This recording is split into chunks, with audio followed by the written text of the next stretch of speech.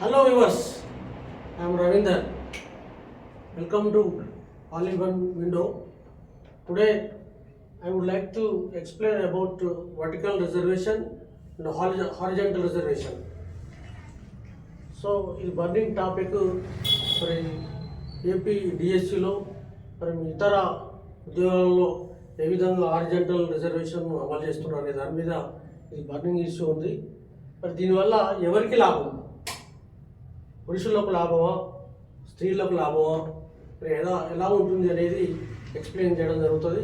డీటెయిల్గా మొత్తం పూర్తి వీడియో చూడండి. ఇక్కడ ఎగ్జాంపుల్ ఓపెన్ పోస్టులు 30 ఉన్నాయనుకోండి, 30 పోస్టులు ఇట్లా ఉన్నట్టయితే చూడండి, ఇక్కడ 1 to 30 ఇవ్వడం జరిగింది. నేను దీంట్లో ఫర్ ఎగ్జాంపుల్ నెంబర్ ఫస్ట్ది ఏదైతే ఉందో ఇది మేల్ అనుకుందాం. మేల్ ఎం అని నేను సూచిస్తున్నాను. నెంబర్ 2 ఇక్కడ ఫిమేల్. ఓకే, తర్వాత మేల్,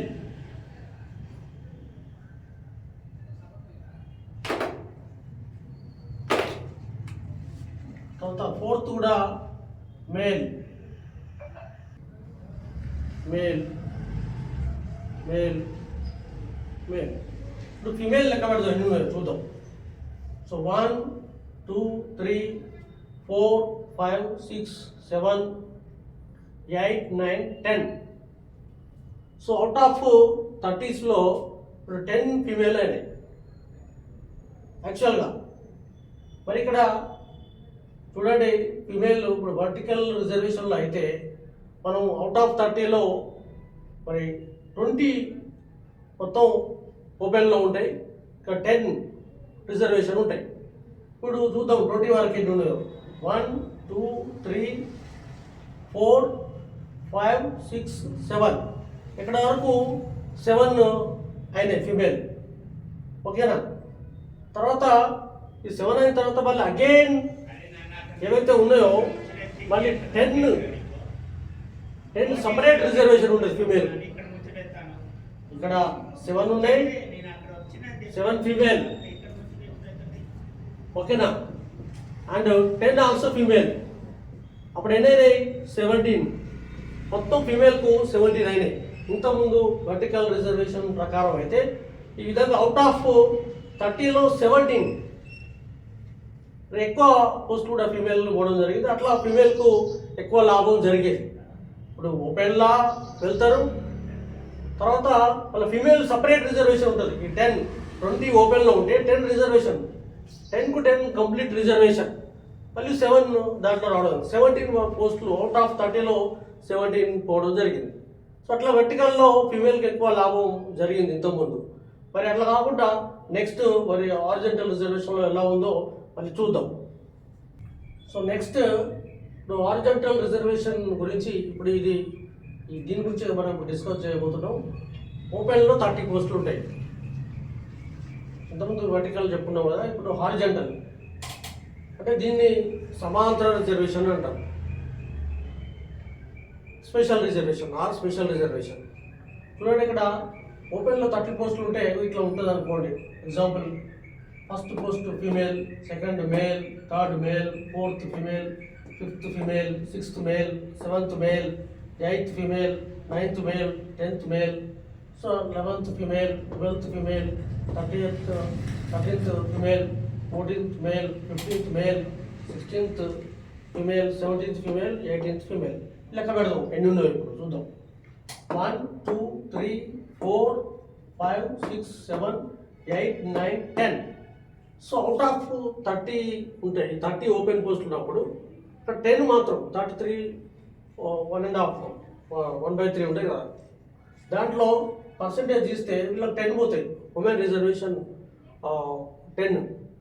ఆ 10 చూడండి, 1 2 3 4 5 6 7 8 9 10 పోయినాయి ఆల్రెడీ.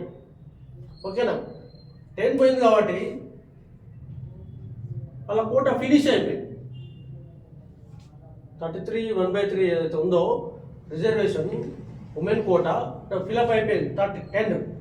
సో ఓకే, 20 వచ్చేసరికి ఫిలప్ అయిపోయినాయి, 20 వచ్చేసరికి 10 అయిపోయినాయి. అంటే ఇప్పుడు ఏమవుతుంది, రిమైనింగ్ 10 ఏవైతే ఉన్నాయో ఇవి ఉమెన్ రిజర్వేషన్కు ఇవ్వడానికి వీలు లేదు. No reservation for women. Remaining 10 ఏవైతే ఉన్నాయో ఇక్కడ నుండి ఇక్కడ వరకు స్పెషల్ రిజర్వేషన్ లేదు. సో వాళ్ళు అప్పుడు ఏమవుతారు, కిందికి వెళ్ళడం జరుగుతుంది, వారి వారి రిజర్వేషన్లలో వెళ్ళడం జరుగుతుంది. అప్పుడు ఏమవుతుంది, కింద ఉన్నటువంటి జెంట్స్కు ఈ 10 పోస్టులు వచ్చేటువంటి అవకాశం ఉన్నాయి. అందుకే ఇప్పుడు మొన్న తెలంగాణలో కూడా నేను దగ్గర నుండి చూడడం జరిగింది. ఊహించని విధంగా నాకు రాదు అని ఉన్నటువంటి క్యాండిడేట్స్కు, మెన్ క్యాండిడేట్స్ పురుషులకు రావడం జరిగింది. ఎందుకంటే ఇక్కడ 10కు 10 కంప్లీట్గా జనరల్ పెట్టడం జరుగుతుంది. ఇక ఉమెన్ రిజర్వేషన్ లేదు. ఎవరైతే ఎక్కువ మార్క్స్, ఎక్కువ మంది ఓపెన్ పోతే, ఫిమేల్కు ఎవరైతే ఎక్కువ ఓపెన్లో పోతారో అప్పుడు జనరల్ మిగతా మెన్ అభ్యర్థులకు చాలా బెనిఫిట్ అయ్యేటువంటి అవకాశం ఉంది. ఇప్పుడు ఏపీ డిఎస్సిలో జరగబోయేది కూడా అదే. నేను సర్వేలో చాలామంది ఈ ఉమెన్ ఓపెన్లో పోవడం జరిగింది. నాకు వచ్చినటువంటి సమాచారం ప్రకారం చాలామంది నాకు పెట్టడం జరిగింది గూగుల్ ఫామ్లో. ఉమెన్కు మార్క్స్ ఎక్కువ వచ్చినాయి, వాళ్ళ అందరూ కూడా ఓపెన్లో పోయేటువంటి అవకాశాలు ఎక్కువ ఉన్నాయి. ఓపెన్లో పోయినప్పుడు ఏమవుతుంది, వాళ్ళు ఆటోమేటిక్గా ఎక్కువ మార్క్స్ ఓపెన్ వీళ్ళు ఫిమేల్ పోయినప్పుడు వీళ్ళంతా కూడా 10 ఏదైతే 10 ఉన్నాయో ఆ రిజర్వేషన్ వాళ్ళకి లేదు. తర్వాత అప్పుడు జెంట్స్ పైకి వస్తారు, పురుషులు పైకి వస్తారు. దీంట్లో జనరల్ ఉమెన్ అంటే జనరల్ ఉండవచ్చు, కానీ వారి వారి రిజర్వేషన్ వెళ్ళినప్పుడు కింద ఉన్నటువంటి పురుషులకు ఎక్కువ బెనిఫిట్ జరిగేటువంటి అవకాశాలు ఉన్నాయి. ఎక్కడ వల్ల ఎవరైతే తక్కువ మార్కులు, బార్డర్ తక్కువ మార్కులు వస్తాయో, వీళ్ళకంటే తక్కువ మార్కులు వస్తాయో ఫిమేల్, వాళ్ళకు కొంచెం వెనుకబడే అవకాశాలు ఉన్నాయి, వాళ్ళు మిస్ అయ్యేటువంటి అవకాశాలు ఉన్నాయి. దీనివల్ల ఈ హారిజాంటల్ రిజర్వేషన్ వల్ల పురుషులకు న్యాయం జరుగుతుంది. అంటే అటు స్త్రీలకు అన్యాయం అని కాదు, వాళ్ళ కోట వాళ్ళకు సరైపోయేంత 33/1/3 ఏదైతే ఉందో వాళ్ళకు ఎంతైతే పర్సెంటేజ్ రావాలో అంత తప్పకుండా వస్తుంది. ఒకవేళ రానట్టయితే ఇక్కడ ఫర్ ఎగ్జాంపుల్ ఈ 30 ఫిల్అప్ చేసేంత వరకు కూడా ఒక 80 వచ్చినాయి అనుకోండి, ఇప్పుడు 10 వచ్చినాయి కదా, ఇక్కడ 80 వచ్చినాయి అనుకోండి, ఇక్కడ వీళ్ళని డౌన్ చేసి ఇంకో ఇద్దరిని పైకి తీసుకురావడం జరుగుతుంది. ఒకవేళ ఫిల్అప్ కాక, కోట ఫిల్అప్ కాకపోతే తీసుకొచ్చి వాళ్ళకి ఇవ్వడం జరుగుతుంది. అంటే దీని ఉద్దేశం ఏంటి అంటే మహిళా కోట ఎంత ఉన్నదో అంత తప్పకుండా రావాలి.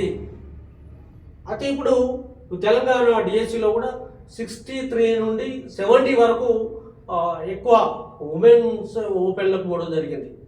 ఇప్పటికీ ఇంత సమాంతర రిజర్వేషన్ అయినప్పటికీ కూడా ఉమెన్ పైనే ఉన్నారు.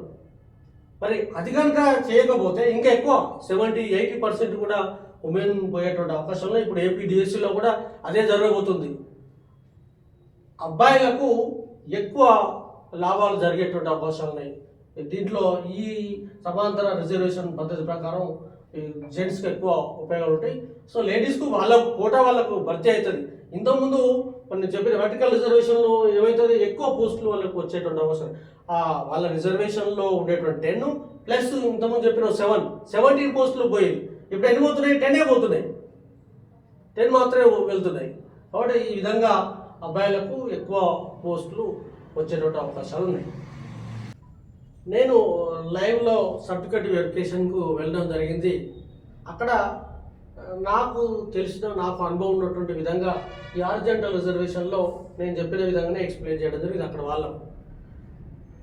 అందులో మాకు బాగా తెలిసిన అబ్బాయి కూడా ఉండే, ఆ అబ్బాయికి నేను వస్తుంది అని చెప్పడం జరిగింది. ఈ లెక్క ప్రకారం సరే, ఇక్కడైతే ఈ లెక్క ప్రకారము 10 ఆల్రెడీ పోయినాయి కాబట్టి మిగతా 10 ఏవైతే ఉందో అవన్నీ కూడా జనరల్లో ఉంటాయి. అప్పుడు అబ్బాయిలు ముందుకు వెళ్తారు, వెళ్ళినప్పుడు నీకు వస్తుంది బాబు అని చెప్పడం జరిగింది. చెప్పిన తర్వాత మిగతా వాళ్ళు అక్కడ ఉన్న వాళ్ళు సర్టిఫికేట్ వెరిఫికేషన్ చేసే వాళ్ళు కూడా అటెండ్ ఉంటుంది. అది పద్ధతి కాదు, ఆ అమ్మాయిలకు వాళ్ళ రిజర్వేషన్ వాళ్ళకి ఇవ్వాలని చెప్పారు. అది కాదని చెప్పాను. సరే, చివరికి నేను ఏదైతే జరిగిందో ఆ అబ్బాయికి ఆ రిజర్వేషన్లో బీసీడీ రిజర్వేషన్లో 2nd పొజిషన్ ఉంటుంది బాబు అని చెప్పి నేను లెక్కతో సహా చెప్పడం జరిగింది. యాజ్ ఇట్ ఈస్గా నేను ఎలా అయితే చెప్పినో డిఎస్సి రిజల్ట్స్లో ఈయన తర్వాత కూడా 5కి రావడం జరిగింది. అదే 2nd పొజిషన్లో ఆయన రావడం జరిగింది. అంటే ఈ విధంగా హారిజాంటల్ రిజర్వేషన్ అనేది ఇది అబ్బాయిలకే ఎక్కువ బెనిఫిట్ ఉంది. ప్లస్ ఎక్కువ మెరిట్ ఉన్నటువంటి అమ్మాయిలకు వాళ్ళు డెఫినెట్గా వాళ్ళు ఎవరు ఎక్కువ అమ్మాయిలు కనుక ఓపెన్లకు ఎక్కువ పోతే అబ్బాయిలకు ఎక్కువ బెనిఫిట్ జరుగుతుంది. ఫర్ ఎగ్జాంపుల్ ఇక్కడ అమ్మాయిలు ఓపెన్లో పోకుండా ఇక్కడ తక్కువ ఉన్నారు అనుకో, 30 వరకు ఉన్నారు అనుకోండి, అప్పుడు జెంట్స్ పైకి వెళ్ళరు. కింద ఉన్నటువంటి మెరిట్ తక్కువ ఉన్నటువంటి జెంట్స్కు అక్కడ దాకా వెళ్ళలేరు. అయితే ఎక్కడైతే ఈ ఫిమేల్ ఎక్కువ వెళ్తారో జెంట్స్కు లాభం బాగా జరుగుతుంది. ఇప్పుడు ఏపీ డిఎస్లో అదే జరిగేది. నాకు తెలిసిన సమాచారం నేను గూగుల్ షీట్లో వాళ్ళు పెట్టడం జరిగింది. గూగుల్ ఫామ్లో చాలామంది అమ్మాయిలకు ఎక్కువ మార్క్స్ వచ్చినాయి. ఓపెన్లో ఎక్కువ 63, 65, 70% ఉన్నారు. దానివల్ల మరి ఇక్కడ పురుషులకు వాళ్ళు ఎక్కువ పైకి వచ్చేటువంటి అవకాశాలని మనం ఊహించినటువంటి విధంగా నాకు రాదని డిసప్పాయింట్ అయి ఉన్నటువంటి వాళ్ళకు ఉద్యోగాలు వచ్చేటువంటి అవకాశాలు ఉన్నాయి. ఉదాహరణకు 70 వస్తే కూడా నాకు రాదు అని అనుకున్న వాళ్ళు 65 దాకా కూడా వచ్చేటువంటి అవకాశాలు ఉంటాయి. ఆ విధంగా మరి హారిజాంటల్ రిజర్వేషన్లో జెంట్స్కు తప్పకుండా ఇది బెనిఫిట్ జరుగుతుందని చెప్పి నేను గెస్ చేసి చెప్తున్నాను. తర్వాత ఈ హారిజాంటల్ రిజర్వేషన్ ఇంకో బెనిఫిట్ కూడా ఉంది. ఏదైతే ఈ స్పోర్ట్స్ కోటా ఉందో, తర్వాత ex service men, even physical handicap, ఈ సమాంతర రిజర్వేషన్ జరిగేది ఏంటిది, వాళ్ళు కనుక అక్కడ లేకపోతే వీళ్ళకి జనరల్గా మళ్ళీ మిగతా వాళ్ళకి ఇవ్వచ్చు. అదే వర్టికల్ అట్లా లేదు, వాళ్ళకి అక్కడ ఇచ్చేయాలి, అవసరం ఉంటే బ్యాక్లాగ్ పెట్టాలి. కానీ ఈ హారిజాంటల్ రిజర్వేషన్లో పూర్తిగా రిజర్వేషన్ లేదు వాళ్ళకు. ఇప్పుడు 10 ఇక్కడ ఉంది, మహిళలకు 10 అన్నాం, 10 కంపల్సరీ ఇవ్వాలని ఏం లేదు, వాళ్ళు ఓపెన్ పోయింది కాబట్టి వాళ్ళు తీసాడు. అలాగే ఎక్స్ సర్వీస్ మెన్ అని పెట్టడం జరిగింది, వాళ్ళు ఉంటే ఇవ్వడం. ఒకవేళ ఎక్స్ సర్వీస్ మెన్ కనుక ఓపెన్లో పోయిననుకోండి, ఓకే కోటా అయిపోయినట్టే. అలాగే స్పోర్ట్స్ ఉన్నటువంటి అభ్యర్థి ఆయన కూడా ఓపెన్లో పోయిననుకోండి, మళ్ళీ స్పోర్ట్స్ కోటా లేదు. అలాగే ఫిజికల్ హ్యాండిక్యాప్డ్ కనుక కోటాల నుంచి ఈ ఓపెన్లో పోయిందనుకోండి, అక్కడ ఫిజికల్ హ్యాండిక్యాప్ కోటా లేదు. ఈ సమాంతర రిజర్వేషన్లో అదే సిస్టమ్ అన్నట్టు. దానివల్ల మన చాలా మందికి ఉద్యోగాలు రావడం జరిగింది. అది అట్లా బ్యాక్లాగ్ పెట్టడానికి వీలు లేదు. అదే వెర్టికల్ అయితే తప్పకుండా వాళ్ళ రిజర్వేషన్, వాళ్ళ రైట్ అది. ఎక్స్ సర్వీస్ మెన్ ఉంటే ఎక్స్ సర్వీస్కే ఇవ్వాలి, స్పోర్ట్స్ మెన్ ఉంటే స్పోర్ట్స్ మెన్కే ఇవ్వాలి, ఫిజికల్ హ్యాండిక్యాప్ ఉంటే ఫిజికల్ హ్యాండిక్యాప్కే ఇవ్వాలి అని ఉండేది వెర్టికల్ రిజర్వేషన్లో. ఇది నాకు లేదు, వాళ్ళకి అట్లా సూచించడం వరకే. అక్కడ నుండి వాళ్ళు కనుక ఓపెన్గా వచ్చేటైతే వాళ్ళకి స్పెషల్ రిజర్వేషన్ లేదు. అది మరి ఇక్కడ వెర్టికల్ రిజర్వేషన్కు ప్లేస్ ఇక్కడ హారిజాంటల్. అది వెర్టికల్ అయితే సపోజ్ బీసీ ఉన్నాడు అనుకోండి, బీసీఏ ఉంటే బీసీఏకి ఇవ్వాల్సిందే. ఆ బీసీఏ అభ్యర్థి ఓపెన్లో పోయినప్పటికీ కూడా ఇంకో బీసీఏ క్యాండిడేట్ అక్కడ ఇస్తాం. ఎస్సీ అభ్యర్థి ఎస్సీ అయినా ఓపెన్లో పోతే ఇంకోటి ఎస్సీ రిజర్వేషన్ ఉంటుంది. కానీ అదే ఇది ex service men, sports, physical handicap దాంట్లో లేదు. వాళ్ళు కనుక ఓపెన్కి వస్తే అది ఎవరికైనా ఇవ్వచ్చు. సో ఈ విధంగా మరి ఏపీడిఎస్లో మరి పురుష అభ్యర్థులకే ఎక్కువ బెనిఫిట్ జరిగేటువంటి అవకాశాలు ఉన్నాయి. అట్లా అని అమ్మాయిలకు అంటే స్త్రీ అభ్యర్థులకు అన్యాయం జరగదు, వాళ్ళ కూడా వాళ్ళకి ఫిలప్ అవుతుంది. కాకపోతే ఏంటంటే ఇప్పుడు నిన్ననే పేపర్లో కూడా ఇవ్వడం జరిగింది, ఇప్పటికే మొత్తం దేశవ్యాప్తంగా 63% టీచర్స్ ఉన్నారు, లేడీ టీచర్స్. అలాగే వర్టికల్ రిజర్వేషన్ ఇస్తే 80% కూడా వాళ్ళే ఉండేటువంటి అవకాశాలు ఉన్నాయి. కాబట్టి ఇట్లా హారిజాంటల్ రిజర్వేషన్ ఇవ్వడం వల్ల కొంత పురుషులకు న్యాయం జరిగిందని నేను భావిస్తున్నాను. మరి ఈ వీడియో కనుక మీరు నచ్చితే లైక్ చేయండి, చాలామందికి షేర్ చేయండి. నేను ఇదే విధంగా ఎప్పటికీ నేను వీడియోస్ పెడతా ఉంటాను. దయచేసి సబ్స్క్రైబ్ చేయండి.